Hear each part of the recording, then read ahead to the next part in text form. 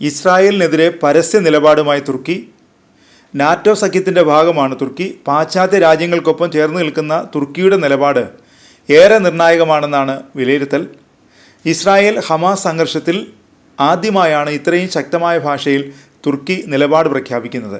ഗസയിൽ ആക്രമണം തുടങ്ങിയത് മുതൽ ഇസ്രായേലിനെതിരെ ശക്തമായ നിലപാട് സ്വീകരിക്കുന്ന രാജ്യമാണ് തുർക്കി. പലസ്തീനിൽ ആക്രമണം തുടരുന്നത് കണ്ടുനിൽക്കാനാവില്ലെന്നും ഇസ്രായേലിൽ കയറി ഇടപെടുമെന്നുമാണ് തുർക്കി പ്രസിഡന്റ് റജബ് തയ്യിബ് ഉർദുഗാന്റെ മുന്നറിയിപ്പ്.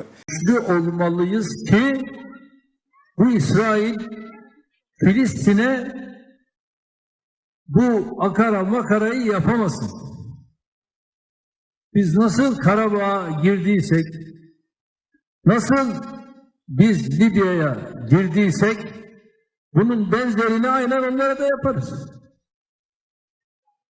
Yapmamak için hiçbir şey yok.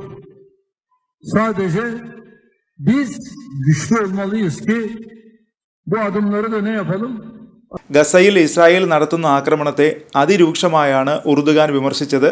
തുർക്കിയുടെ പ്രതിരോധ മേഖലയെ പ്രശംസിച്ച് നടത്തിയ പ്രസംഗത്തിനിടയിലാണ് ഉർദുഗാൻ ഇസ്രായേലിന് മുന്നറിയിപ്പ് നൽകിയത്. മുൻകാലങ്ങളിൽ ലിബിയയിലും കറാബാക്കിയിലും ചെയ്തതുപോലെ തുർക്കി ഇസ്രായേലിലും ഇടപെടും ഉർദുഗാൻ പറഞ്ഞു.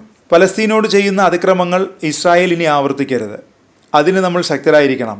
കറാബാക്കിയിലും ലിബിയയിലും നമ്മൾ ഇടപെട്ടതുപോലെ ഇസ്രായേലിലും ഇടപെടേണ്ടി വരും, ഉർദുഗാൻ പറഞ്ഞു. ഇസ്രായേൽ പ്രധാനമന്ത്രി ബെഞ്ചമിൻ നെതന്യാഹുവിന് ആതിഥേയത്വമൊരുക്കിയ യുഎസിനെതിരെ രൂക്ഷമായി ഉർദുഗാൻ വിമർശിച്ചു. 40,000 നിരപരാധികളുടെ കൊലയാളിക്കാണ് അവർ പരവതാനി വിരിച്ചതെന്ന് അദ്ദേഹം വിമർശിച്ചു. ഗസയിൽ ആക്രമണം തുടങ്ങിയതോടെ ഇരു രാജ്യങ്ങളും തമ്മിലുള്ള വ്യാപാര കരാർ വരെ ഉർദുഗാൻ ഇടപെട്ട് റദ്ദാക്കിയിരുന്നു. ഗസയ്ക്ക് ടൺ കണക്കിന് സഹായവും തുർക്കി എത്തിച്ചിരുന്നു. 2020 ഐക്യരാഷ്ട്രസഭ അംഗീകരിച്ച ലിബിയൻ സർക്കാരിനെ പിന്തുണച്ച് തുർക്കി സൈനികരെ ലിബിയയിലേക്ക് അയച്ചിരുന്നു. നഗോർണോ കറാബാക്കിൽ അസർബൈജാൻ സൈനിക നീക്കം നടത്തിയപ്പോൾ തുർക്കി സൈനിക പരിശീലനമടക്കം നൽകിയിരുന്നു. അതിനിടെ ഉർദുഗാന്റെ പ്രസ്താവനയ്ക്കെതിരെ ഇസ്രായേൽ വിദേശകാര്യമന്ത്രി ഇസ്രായേൽ കാറ്റ്സ് രംഗത്തു വന്നു. സദാം ഹുസൈൻ്റെ കാൽപ്പാടുകളാണ് തുർക്കി പ്രസിഡന്റ് ഉർദുഗാൻ പിന്തുടരുന്നതെന്നും സദാമിന് എന്താണ് സംഭവിച്ചതെന്നും എങ്ങനെ അവസാനിച്ചുവെന്നും അദ്ദേഹത്തിന് ഓർമ്മ വേണമെന്നും ഇസ്രായേൽ കാറ്റ്സ് എക്സിൽ എഴുതിയ കുറിപ്പിൽ പറഞ്ഞു. എന്നാൽ ഇതിന് മറുപടിയുമായി തുർക്കി വിദേശകാര്യമന്ത്രി ഹകാൻ ഫിദാൻ രംഗത്തെത്തി. വംശഹത്യക്കാരനായ ഹിറ്റ്ലറുടെ അന്ത്യം പോലെ വംശഹത്യക്കാരനായ നെതന്യാഹുവിൻ്റെ അന്ത്യവും സംഭവിക്കുമെന്നായിരുന്നു ഹകാന്റെ മുന്നറിയിപ്പ്. Bu İsrail Filistin'e bu akara makarayı yapamasın.